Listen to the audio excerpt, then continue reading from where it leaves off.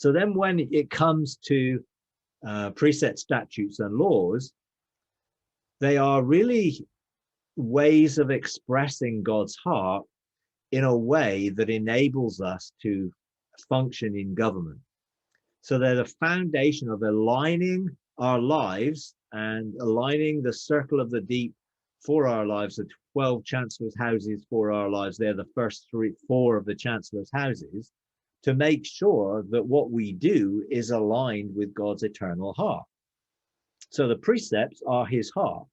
They are an unveiling of the windows of heaven that look into eternity and see the perspective of God from the eternal now. Once you have God's heart, the statutes are how the mind of God, how God sees things from his heart perspective and puts everything into perspective. So it's more like the vision of God, how God sees things, which is his mind, how he thinks. So as a man thinks in his heart is an outworking of God's desire and precepts. So precepts and statutes are the heart and the mind, and the voice, the laws, are how those things are then spoken into being in a creative sense, which brings order. So you've got heart, you've got perspective or mind, and you have order, which is how we speak things in alignment with the heart of God and the mind of God to bring order. And once you have those 3 things governmentally aligned, it then opens up for the ordinances, which are how that order is outworked. So that could be angelic legions, it could be different perspectives of outworking the government of God. And that could be, I see, you know, in the Bible, you have the ordinance corps, which is aligned to, they build the bridges, they do all the preparation stuff for everything. And although the words are not the same, I believe the ordinances are the troop movements, or the movements are in the heavenly realms in preparation for God's purposes to be outworked into the earth and the rest of the cosmos.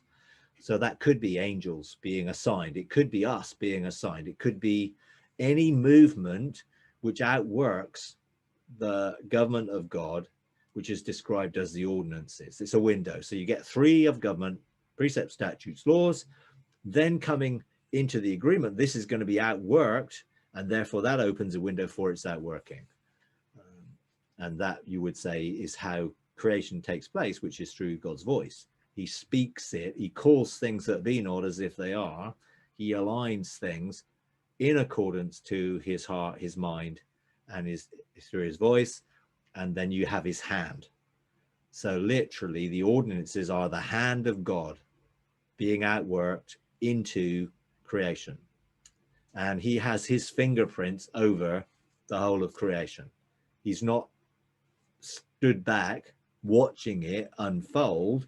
He's involved intimately with every moment of creation and is aligning every moment with creation back to bring good out of it, so that his original purposes can still be fulfilled, even if we go way, way, way off track.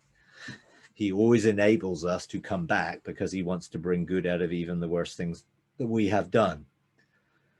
So, you know, that really, I think, is it. And now, once you have those first things aligned, that then opens up for the resources of heaven to become available. So there's mantles and weapons, tools, if you like.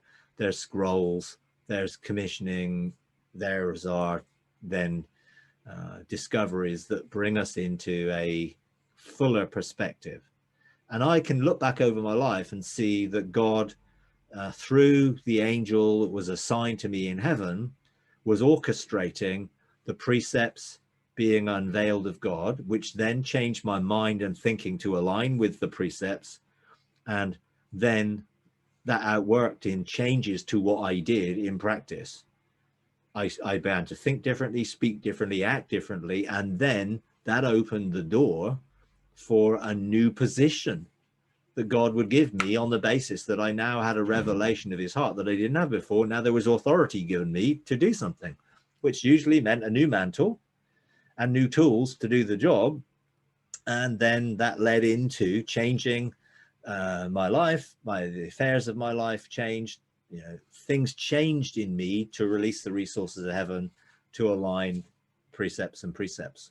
So then the end and the beginning meet, because the precepts that I now are functioning in are the precepts that were God's desire in the beginning.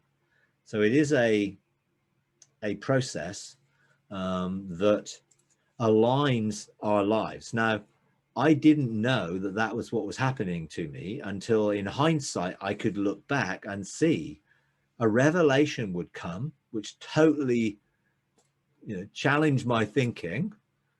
When I came into agreement with the thinking of the revelation, which sometimes is quite hard because of the difficulty of construction of our belief systems, then once I came into alignment with it, which is what the Bible calls repentance, aligning with the mind, agreeing with the mind of God, then that then changed things in my life and opened up opportunities and gave me authority to do new things. Now, that happened lots of different ways. Sometimes in my early Christian life, that came because I didn't really have a relationship where God would talk to me directly, came through reading books, sometimes reading the Bible, but generally I'd read a book and it was like, whoa. I go back to the Bible and it was like, whoa, this is totally different from what I believe.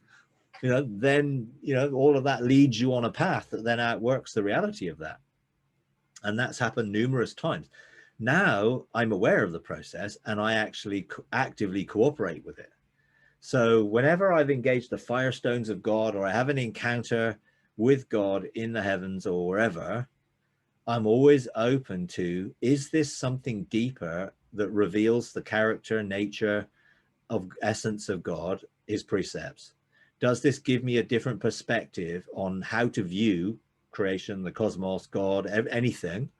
And having done that, does this make a difference to how I do things on a daily basis? And I'm always looking for then, okay, now I have more authority in this area because now I'm seeing it differently and I'm seeing it aligned to the Father's heart, which is very different from trying to work it all out, So I'm much more aware that God will be continually looking to unveil the precepts of his heart to me in relationship. Hi everyone, we're starting a Patreon page and we would like to invite you to partner with us. You can find us on Patreon at patreon.com/freedomarc. Partner with us in taking the message of God's unconditional love, limitless grace, triumphant mercy to a bigger global audience.